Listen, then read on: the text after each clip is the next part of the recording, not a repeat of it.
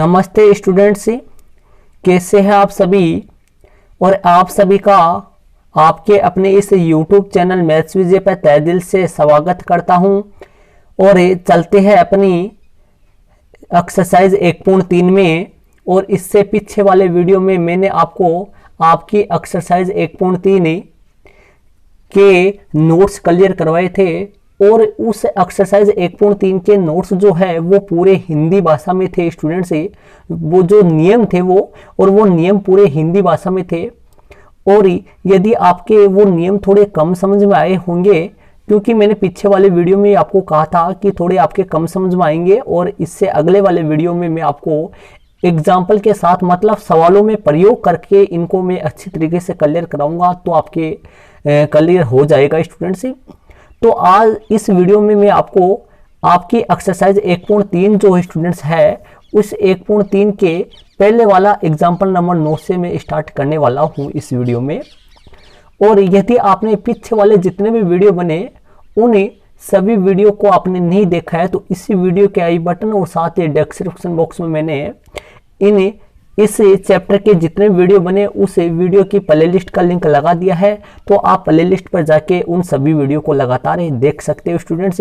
और लगातार देखोगे तो ही आपके समझ में आएगा, वरना समझ में नहीं आएगा। क्योंकि मैथ्स एक ऐसा सब्जेक्ट होता है जिसमें लगातार चलना बहुत ही जरूरी होता है स्टूडेंट्स।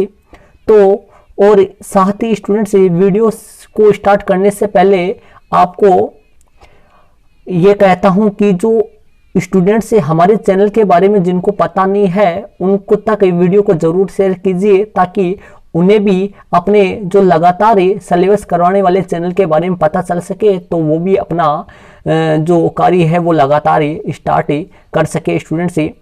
तो चलते हैं। और साथ ही यदि आप नए हो तो चैनल को जरूर सब्सक्राइब कर लीजिए, जिससे चैनल पे जो नया वीडियो अपलोड होता है उसकी सूचना आपको मिल सके स्टूडेंट्स। तो चलते हैं अपने वीडियो की तरफ। इस वीडियो में अपनी एक्सरसाइज 1.3 के पहले वाले जो एग्जाम्पल नंबर 9 है वहां से अपनी इसमें स्टार्ट करेंगे। एग्जाम्पल नंबर 9 जो है वो आपके सामने है स्टूडेंट से। और एग्जाम्पल नंबर 9 के ऊपर मैंने लगा रखा है पर में 1.4 है। इसका मतलब हो गया स्टूडेंट से पर में 1.4 मैंने क्यों लगा रखा है, मैंने ध्यानपूर्वक सुनोगे आप कि आपकी जो बुक है, यदि आपके पास बुक है, यदि बुक नहीं है तो मोबाइल के द्वारा आपने डाउनलोड कर ली होगी बुक को। और उस बुक में आपके एक्सरसाइज 1.3 के पहले जो एग्जाम्पल नंबर 9 जो वास्तव में एग्जाम्पल नंबर 9 है वो क्या है, सिद्ध कीजिए कि √3 एक अपरिमेय संख्या है। वो √3 का है, एग्जाम्पल नंबर 9 √3 का है, लेकिन मैंने इसको √2 का बनाया है।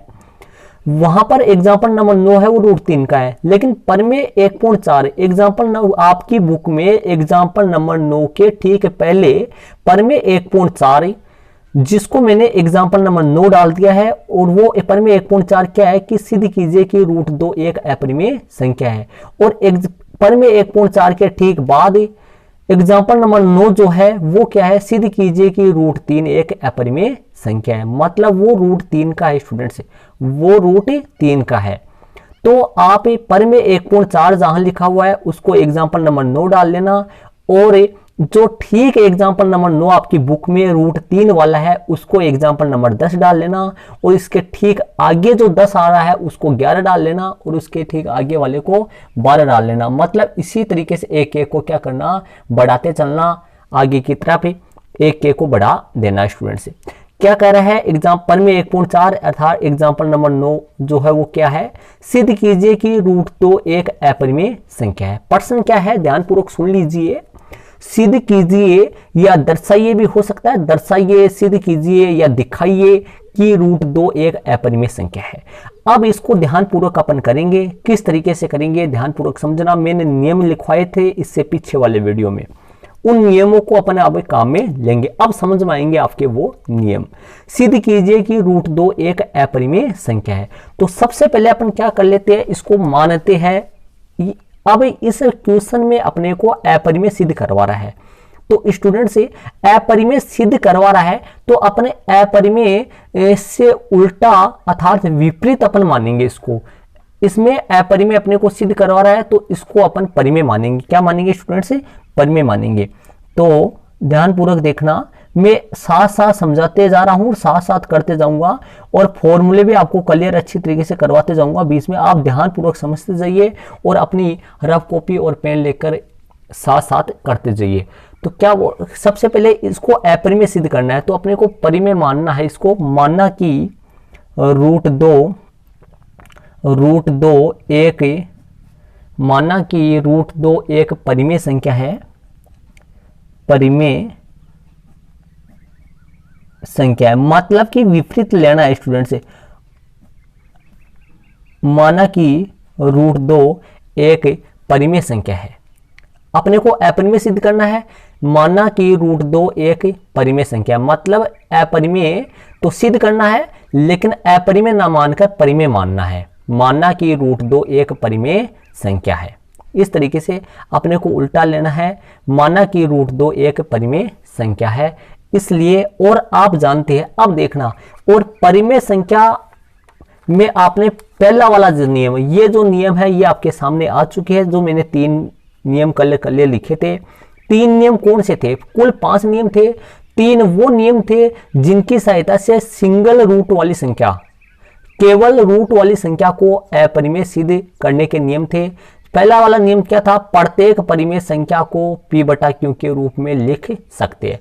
प्रत्येक परिमेय संख्या को p बटा q के रूप में लिख सकते हैं, यह पहला नियम था। मतलब कोई भी परिमेय संख्या उसको अपन p बटा q के रूप में लिख सकते हैं। यह नियम अब लग जाएगा, क्योंकि इसमें मैंने क्या माना इसको कि भाई ये परिमेय संख्या है।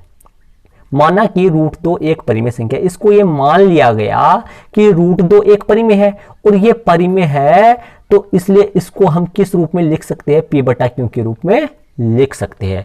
माना कि रूट दो एक परिमेय संख्या है, इसलिए इसको हम p बटा q के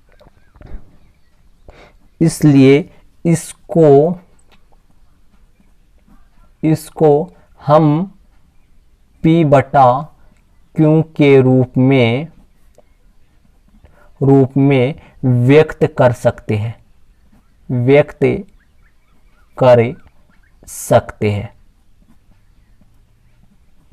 व्यक्त कर सकते हैं, स्टूडेंट्स ध्यानपूर्वक देख लीजिए, मैंने इसको स्टार्टिंग में माना कि रूट दो एक परिमेय संख्या है, इसलिए इसको हम p बटा q के रूप में व्यक्त कर सकते हैं, या इसलिए इसको हम ऐसे भी लिख सकते हैं, इसलिए इसको हम मतलब रूट दो को p बटा q के रूप में लिख सकते हैं, ऐसे भी लिख सकते हैं। और p और q क्या है यहाँ, इसके बारे में बताएंगे कि p और q यहाँ पर क्या है, इसके बारे में यहाँ बताएंगे। यहाँ p और q दो क्या है? पूर्णांक है। p और q दो पूर्णांक है। p और q दो पूर्णांक है, मतलब ये दो पूर्णांक संख्या है, इसे मान लिया गया। अब यहां पर मैंने लिख दिया था कि इसलिए इसको हम p बटा q के रूप में व्यक्त कर सकते हैं। किसको? रूट दो को। तो अपन ऐसे लिख सकते हैं कि रूट दो बराबर p बटा q, मतलब ऐसे लिख सकते हैं कि रूट दो बराबर p बटा q, क्योंकि रूट दो एक परिमेय है और परिमेय है, इसलिए इसको हम p बटा q के रूप में लिख सकते हैं। क्योंकि पहला नियम अपना क्या था कि इसलिए इसको हम p बटा q के रूप में लिख सकते हैं, पहला नियम ये था, इसलिए इसको हम p बटा q के रूप में लिख सकते हैं। तो पहला नियम ये था कि हम जानते हैं कि प्रत्येक परिमेय संख्या को p बटा q के रूप में लिख सकते हैं। तो ये परिमेय है, तो इसलिए इसको हम p बटा q के रूप में लिख सकते हैं स्टूडेंट्स। तो रूट दो बराबर p बटा q हो गया। इसके बाद में अपन क्या करेंगे, ध्यानपूर्वक देखिए। अब यहां से अपन वज्र गुणा करेंगे। वज्र गुणा किस तरीके से करेंगे, मैंने तीर का निशान लगा दिया यहाँ पर। वज्र गुणा कैसे करेंगे? वज्र गुणा करेंगे तो रूट दो के बटे में एक रहेगा और p एक से गुणा होगा, तो p बराबर p का p हो गया और p का p हो गया, और यहां पर q रूट दो क्या हो गया स्टूडेंट्स? q रूट दो हो गया, ये लो, ठीक है। मतलब यदि वज्र गुणा किया तो p यहां पर हो गया और q रूट दो हो गया। अब अपन क्या करेंगे, दोनों पक्षों का वर्ग करेंगे। दोनों ये स्टेप बाय स्टेप चलेंगे, मैं आपको क्लियर कराऊंगा पूरा, पहले यहां तक कर लेते पहले दोनों पक्षों का वर्ग करने पर। तो स्टूडेंट्स दोनों पक्षों का अपन वर्ग करते हैं और वो दोनों पक्षों का वर्ग करेंगे तो ध्यानपूर्वक देखिए किस तरीके से वर्ग करेंगे। दोनों पक्षों का अपन वर्ग करेंगे तो p का वर्ग p स्क्वायर हो गया और यहाँ पर q का वर्ग q स्क्वायर हो गया और √2 को √2 से गुणा करेंगे तो 2 आ जाएगा। मतलब कि क्या प्राप्त हो गया, ये 2q स्क्वायर आ गया। क्या आ गया, 2q स्क्वायर। कैसे, p का वर्ग p स्क्वायर हो गया और q का q स्क्वायर हो गया और √2 मतलब 2 हो गया।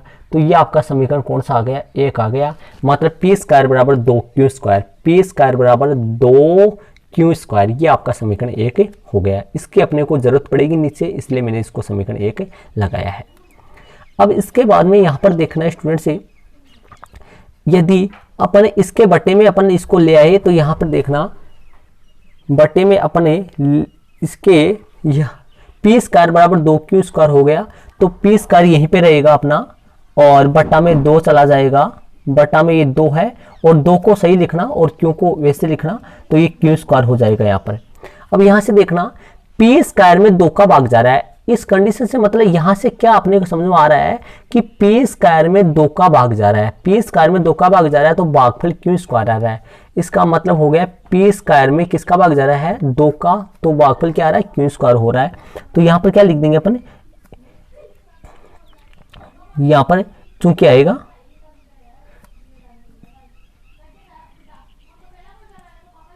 चूंकि यहाँ 2 p स्क्वायर को विभाजित करता है, यहाँ 2 p स्क्वायर को विभाजित करता है, यहाँ 2 p स्क्वायर को विभाजित करता है।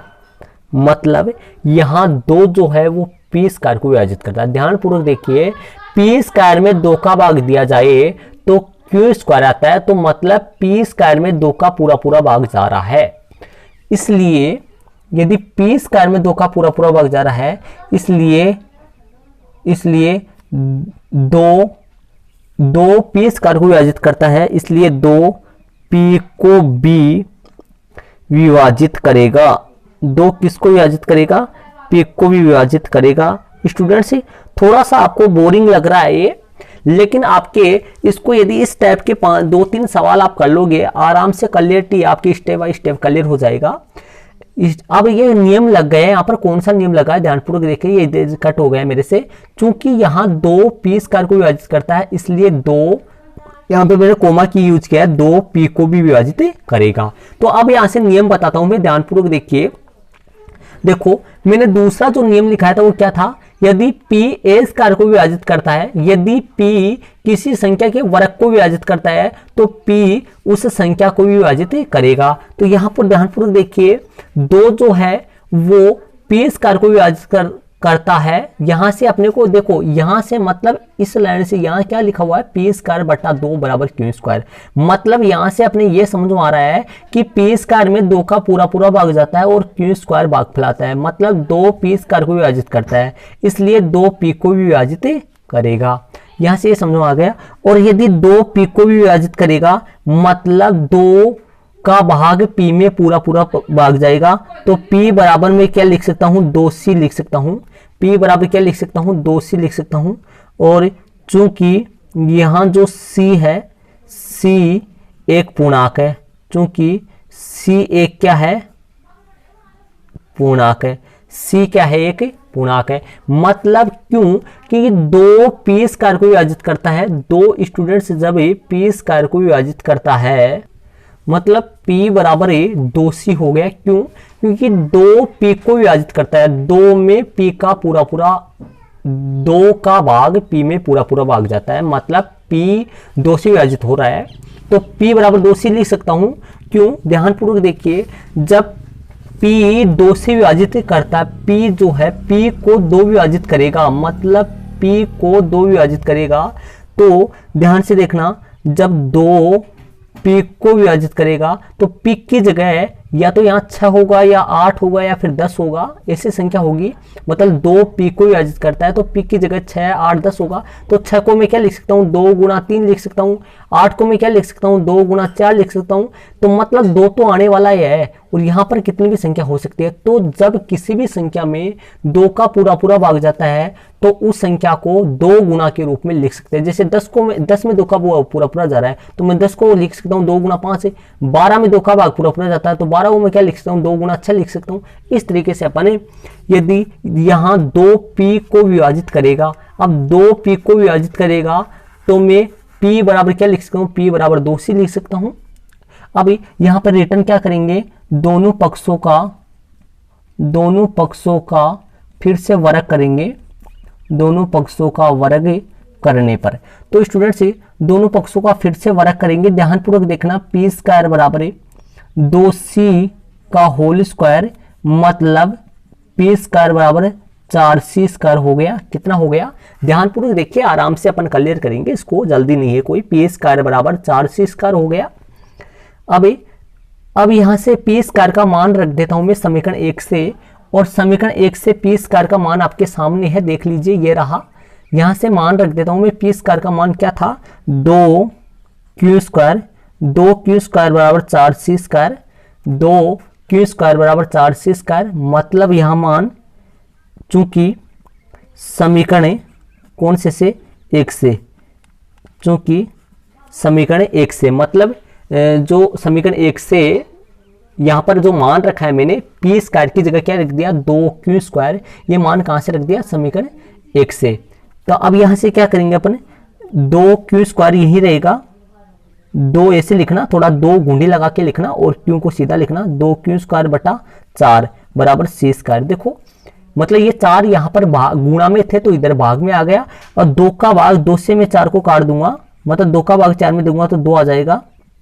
तो यहाँ से क्या प्राप्त हो गया अपने पास, यहां से अपने पास क्या प्राप्त हो गया, q स्क्वायर बटा 2, मतलब कि q स्क्वायर बटा 2 बराबर c स्क्वायर, ये प्राप्त हो गया। q स्क्वायर बटा 2 बराबर q स्क्वायर बटा 2 बराबर c स्क्वायर।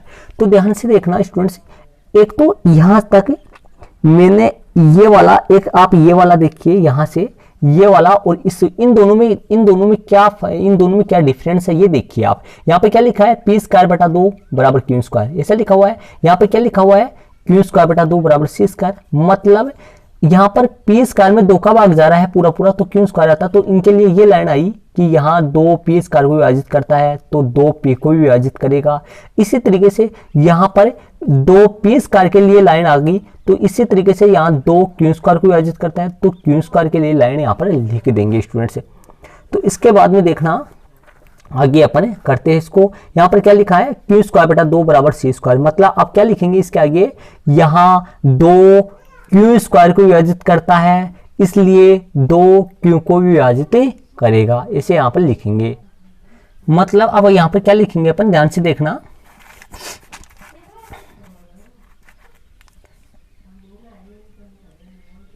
चूंकि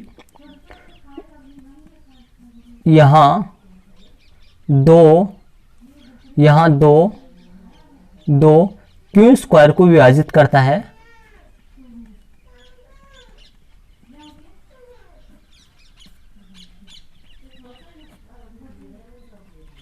यहाँ 2 क्यू स्क्वायर को विभाजित करता है, इसलिए 2 क्यू को भी विभाजित करेगा। यहाँ 2 क्यू स्क्वायर को विभाजित करता है इसलिए 2 क्यू को भी विभाजित करेगा। मतलब ये क्यू के लिए लाइन आ गई, क्यू के लिए। तो स्टूडेंट्स ध्यानपूर्वक देखिए आप, यहाँ पर क्या लिखा है मैंने, क्या लिखा, 2 क्यू को भी विभाजित करेगा। और इससे ठीक पहले जो मैंने किया था उसमें ध्यान से देखना, उसमें अभी मैंने क्या किया था, यहाँ पर देखना, यहाँ पर क्या था, 2 पी को भी विभाजित करेगा। तो यहाँ पर क्या सिद्ध हो गया कि भाई 2 पी को विभाजित करेगा। और पीछे क्या हो गया, अभी पीछे अपन करें उसमें क्या हो गया कि 2 क्यू को भी विभाजित करेगा। तो मैं यहाँ पर लिख सकता हूँ, अभी यहाँ पर क्या लिख सकते हैं, इसलिए 2 पी और क्यू P और Q दोनों को विभाजित करेगा, दोनों को विभाजित करेगा। ये लो, मतलब इसलिए 2P और Q दोनों को विभाजित करेगा, क्योंकि P को पीछे अपन साबित कर दिया कि 2P को विभाजित कर रहा है, और यहाँ पे क्या साबित कर दिया कि 2Q को विभाजित कर रहा है। तो मैंने नीचे क्या लिख दिया, इसलिए 2P और Q दोनों को विभाजित करेगा, लिख दिया। अब इसलिए अब अपन क्या लिख देंगे, ध्यानपूर्वक देखिए, इसलिए P वह Q या √2, P वह Q या √2, मतलब P वह Q या √2, क्यों? क्योंकि अपन √2 के बराबर क्या लिखे थे अपन, P/Q।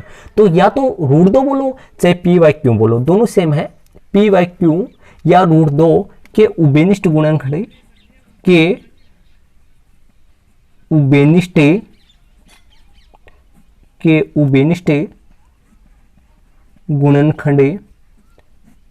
उभयनिष्ठ गुणनखंड एक वह स्वयं, मतलब खुद के अतिरिक्त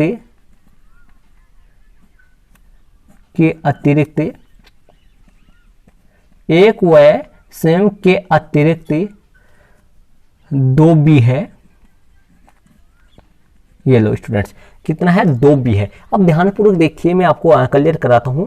इसलिए P वह Q या √2 के, P/Q लिख सकते हो या सिर्फ √2 भी लिख सकते हो, मैंने पूरा लिखा है P/Q या √2, क्योंकि √2 के बराबर अपन P/Q लिख दिए थे, इसलिए मैंने P/Q या √2 के उभयनिष्ठ गुणनखंड एक व स्वयं के अतिरिक्त 2B है। अब यहां पे देखिए, ये बताइए √2 के उभयनिष्ठ गुणनखंड एक भी है, एक और स्वयं खुद तो है, इसके अलावा 2B है। तो बताओ √2 के उभयनिष्ठ गुणनखंड एक और खुद तो है, इसके अलावा 2B है, मतलब 2 से अधिक हो गए। √2 के उभयनिष्ठ गुणनखंड 2 से अधिक हो गए, और 2 से अधिक उभयनिष्ठ गुणनखंड परिमेय के होते हैं या अपरिमेय के होते हैं। यहां पर देख लीजिए, यहां पर देखिए क्या लिखा है, किसी भी परिमेय संख्या के उभयनिष्ठ गुणनखंड केवल 2 ही होते हैं। परिमेय संख्या के उभयनिष्ठ गुणनखंड 2 ही होते हैं, लेकिन अपरिमेय संख्या के उभयनिष्ठ गुणनखंड 2 से अधिक होते हैं। तो अपरिमेय संख्या के उभयनिष्ठ गुणनखंड 2 से अधिक होते हैं, और यहां पर भी उभयनिष्ठ गुणनखंड 2 से अधिक ही आ रहा है, एक और खुद के अलावा 2 भी आ रहा है। इसका मतलब यहां पर P और Q या फिर √2 बोल दे, √2 के उभयनिष्ठ गुणनखंड 2 से अधिक आ रहा है, और 2 से अधिक उभयनिष्ठ गुणनखंड के परिमेय के ना होकर अपरिमेय के होते हैं। इसलिए अपन पूर्व में जो कल्पना मानी थी, स्टार्टिंग पर्सन स्टार्ट करते समय जो कल्पना मानी थी, क्या कल्पना मानी थी अपने, माना कि √2 एक परिमेय संख्या है। ये अपन जो माने थे ये गलत माने थे स्टूडेंट्स। कैसे पता चला, क्योंकि यहां पर P और Q या फिर √2 बोले, P/Q या फिर √2 के उभयनिष्ठ गुणनखंड 2 से अधिक आ रहे हैं, और 2 से अधिक उभयनिष्ठ गुणनखंड परिमेय के ना होकर अपरिमेय के होते हैं। इसलिए ये जो कथन है, ये कथन अपना जो स्टार्टिंग में अपन कथन माने थे, वो कथन अपना गलत था। इस प्रकार अपन क्या लिख देते हैं, इस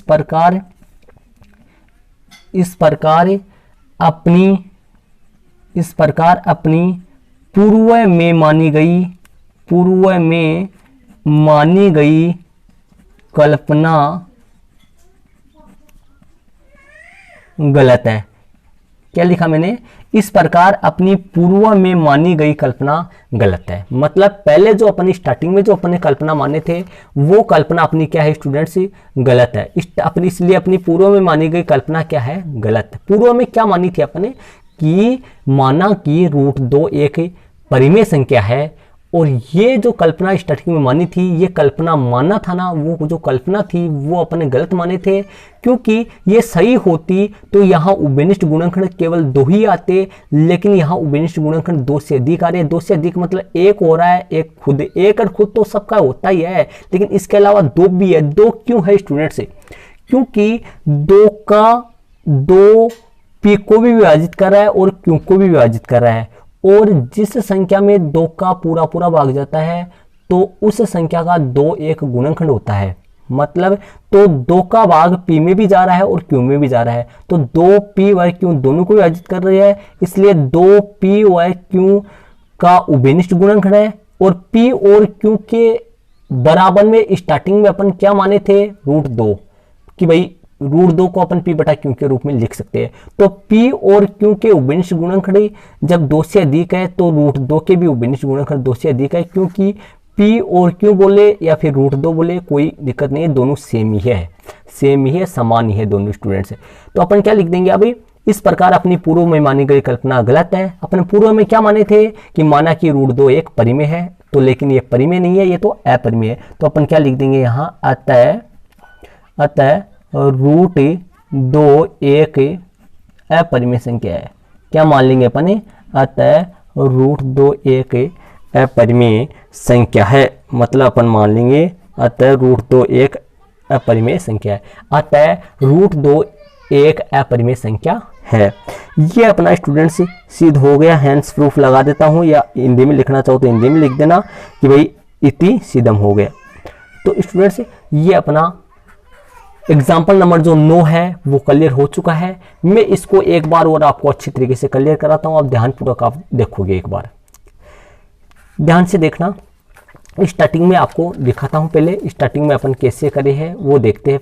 तो देखना स्टूडेंट्स, प्रश्न क्या है? सिद्ध कीजिए कि √2 एक अपरिमेय संख्या है। तुम पहले सबसे पहले क्या करना है? अपने को माना कि √2 एक परिमेय संख्या है, इसलिए इसको हम p बटा क्यू के रूप में लिख सकते हैं, या इसलिए इसको हम p बटा क्यू के रूप में व्यक्त कर सकते हैं। यहाँ p व q 2 पूर्णांक है, यह व्यक्त कर सकते हैं, ऐसे भी लिख सकते हैं, और लिख सकते हैं ऐसे भी अपन लिख सकते हैं। तो स्टूडेंट्स पहला नियम लग चुका है कि अपन जानते हैं कि प्रत्येक परिमेय संख्या को p बटा क्यू के रूप में लिख सकते हैं। पहला नियम यहाँ पर लग चुका है, यहाँ पर स्टार्टिंग में लग गया पहला नियम।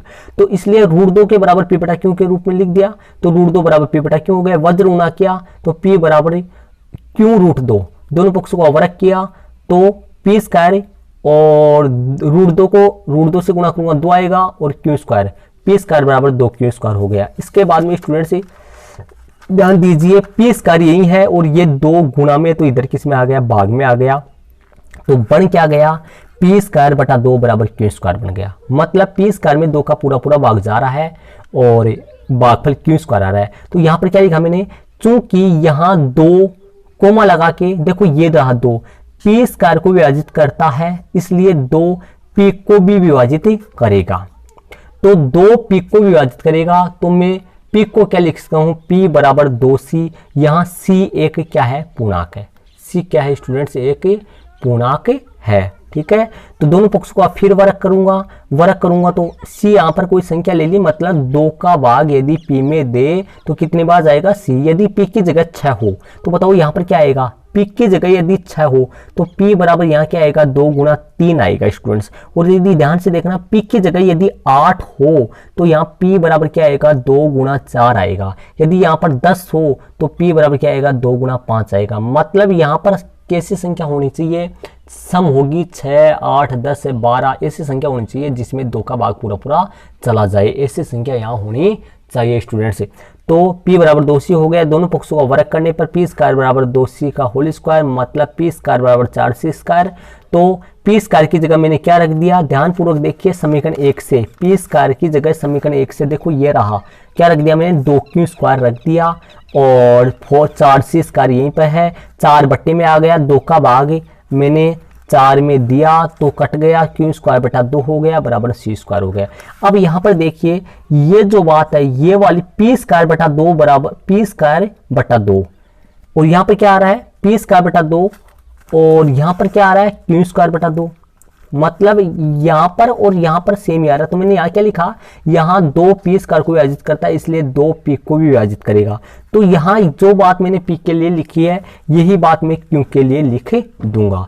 अब q के लिए कैसे लिखेंगे, तो मैंने क्या लिखा स्टूडेंट्स, यहाँ 2q स्क्वायर को विभाजित करता है, इसलिए 2q को भी विभाजित करेगा। मतलब ये ऊपर वाली बात होने पर नीचे वाली हो जाती है स्टूडेंट्स। अब इसलिए 2p और q दोनों को विभाजित करेगा, क्योंकि p को तो पीछे कर रहा है और q को यहाँ पर कर रहा है, इसलिए 2p और q दोनों को विभाजित करेगा। इसलिए p वह q या √2, p वह q या √2 क्यों, क्योंकि √2 को मैं p बटा q के रूप में लिख सकता हूं, इसलिए p वह q या √2 के उभयनिष्ठ गुणनखंड एक वह स्वयं के अतिरिक्त 2b है। क्यों है स्टूडेंट्स, क्योंकि p व q दोनों में 2 का पूरा पूरा भाग जा रहा है, इसलिए 2p का भी गुणनखंड है और q का भी गुणनखंड है। तो बताओ √2 के या फिर p और q के उभयनिष्ठ गुणनखंड एक और खुद के अलावा 2b हो गया।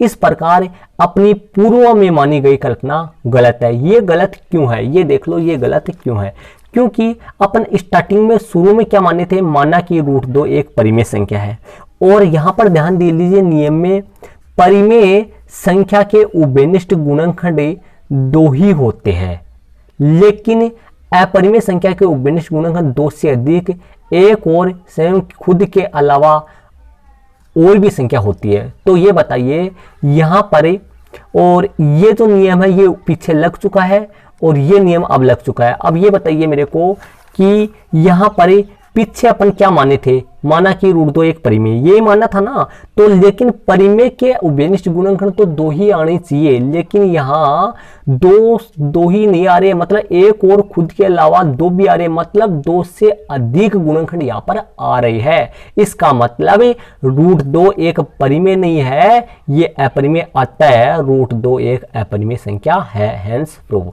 तो स्टूडेंट्स ये मैंने आपको एग्जाम्पल नंबर 9 जो मैंने लगा रखा है, वैसे आपकी बुक में ये परिमेय 1.4 है। वैसे आपकी बुक में क्या है स्टूडेंट्स, ये परिमेय 1.4 है। ये जो परिमेय 1.4 है स्टूडेंट्स, जिसको मैंने एग्जाम्पल नंबर 9 लगा दिया है, और ये एग्जाम्पल नंबर 9 जो है वो आपको मैंने क्लियर करवा दिया, और एग्जाम्पल नंबर जो कि आपकी बुक में 9 है, सही तरीके से जो 9 है उसको आप 10 लगा लेना, और वो क्या है, सिद्ध कीजिए कि √3 एक अपरिमेय संख्या है।